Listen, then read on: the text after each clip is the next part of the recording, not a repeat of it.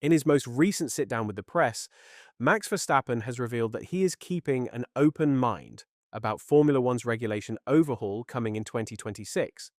But he's not exactly losing sleep over it just yet. The 2026 changes are so sweeping that F1 could see its current hierarchy scrambled, with some familiar frontrunners falling behind and new contenders rising to the top. For Verstappen and Red Bull, it's a golden opportunity to reclaim dominance, if he's still wearing their colours by then. With rumours about a possible move to Mercedes, Verstappen is keeping his options open. What's clear, though, is that wherever he lands, he's confident they'll adapt. I'm in the middle. Maybe it'll be good, maybe it'll be bad. We'll see. I'm very open-minded, honestly. I don't even think about it too much. I'm just enjoying the moment. When I sit in the car next year, we'll figure it out. I'm not making the rules anyway. Even if I have my concerns, it's not going to change anything. So, I'll just jump in and drive it. And then we'll, along the way, get better at it. Understand it better, like any regulation in the past. You keep optimizing, keep improving, and then just go from there, really. If you ask his former boss, Christian Horner, Max is wise to keep his options open before choosing to jump ship for 2026. On a recent episode of the F1 show, Sky Sports' Ted Kravitz took a deep dive into the story of Horner's sudden sacking and a cryptic signal the former team boss sent to the Verstappen camp recently. Just after the 2025 British Grand Prix, Red Bull Racing axed its long-serving CEO and team principal Christian Horner effective immediately. The team offered little in the way of explanation, but the timing has fueled speculation that the decision was less about past actions and more about future damage control. Specifically, many in the paddock believe Red Bull acted swiftly to prevent Max Verstappen from walking away before the major F1 regulation overhaul in 2026. With two seats still up for grabs at Mercedes and Verstappen's name frequently linked to them, the team may have felt pressure to make a bold move to protect its most valuable asset. Fueling the fire are long-standing rumours that the Verstappen camp, particularly Max's father, Jos, has been deeply unhappy with Horner's leadership, especially in light of alleged misconduct involving a female team member. But here's where things get even more intriguing. On the F1 show, Kravitz shared details of a conversation he had with Horner during the British GP weekend.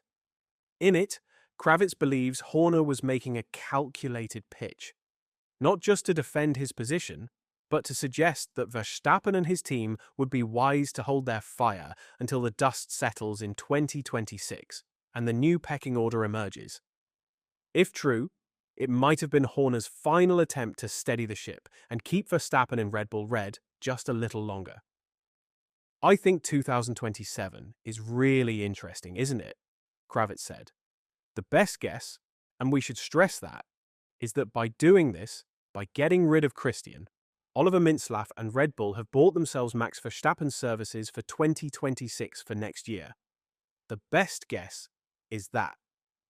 Something that Christian said to me on Friday after the team boss's press conference now comes back into my mind, where I said to him, are people, and by that I meant the Verstappen camp, guilty sometimes of worrying about something in Formula One that they don't know is definitely going to happen?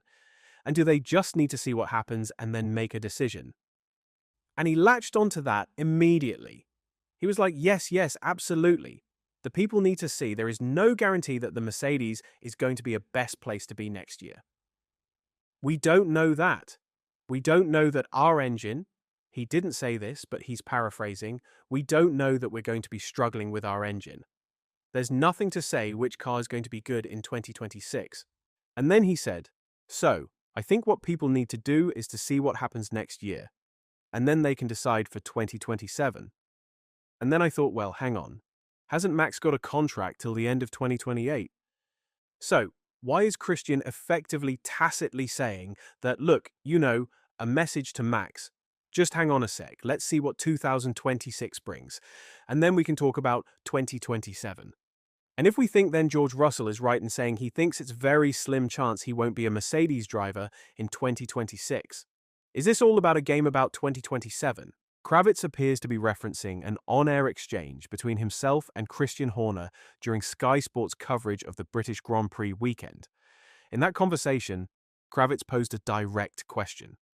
How could Horner reassure Max Verstappen that Red Bull wouldn't suffer a dip in competitiveness next year, and that there was no reason for him to worry or consider a move?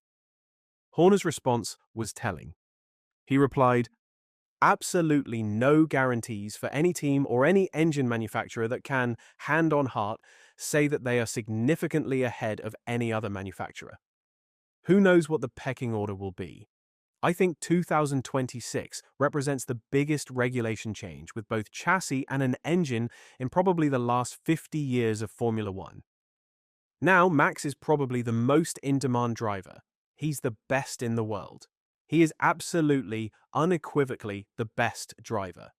When you think of it objectively, 26, staying where he is, he's going to have all those options, you know? It won't be just with one team. It will be with all of the teams for 2027, and it's down to us to demonstrate that we're on the right trajectory, that we're performing, we're progressing, and that Red Bull is the right place for him to be longer term.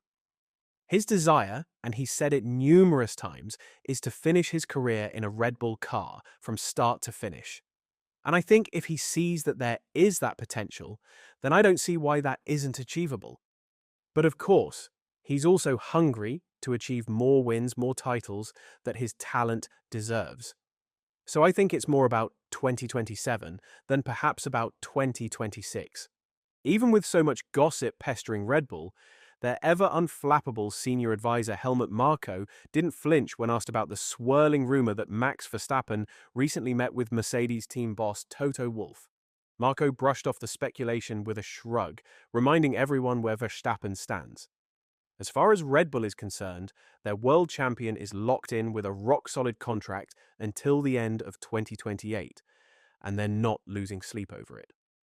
Whispers of a Verstappen-Mercedes link roared back to life after George Russell hinted that ongoing conversations between Max and Mercedes were affecting his own future.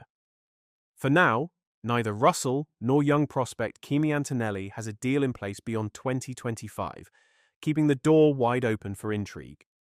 Internet sleuths tracked planes and yachts and claimed to have spotted a possible Verstappen-Wolff rendezvous in Sardinia just after the British Grand Prix. The supposed meeting remains unconfirmed, but that hasn't stopped the rumor mill from going full throttle. When Austria's OE24 put the gossip to Marko, he said, "Max can meet with whoever he wants. What about you?" Based on the paddock rumblings we've heard so far, which team do you think will rule Formula One come 2026? Comment your prediction down below so you can say, "I told you so," in the future. And don't forget to like and subscribe to the channel to stay in the know about all things F1. Thanks for watching.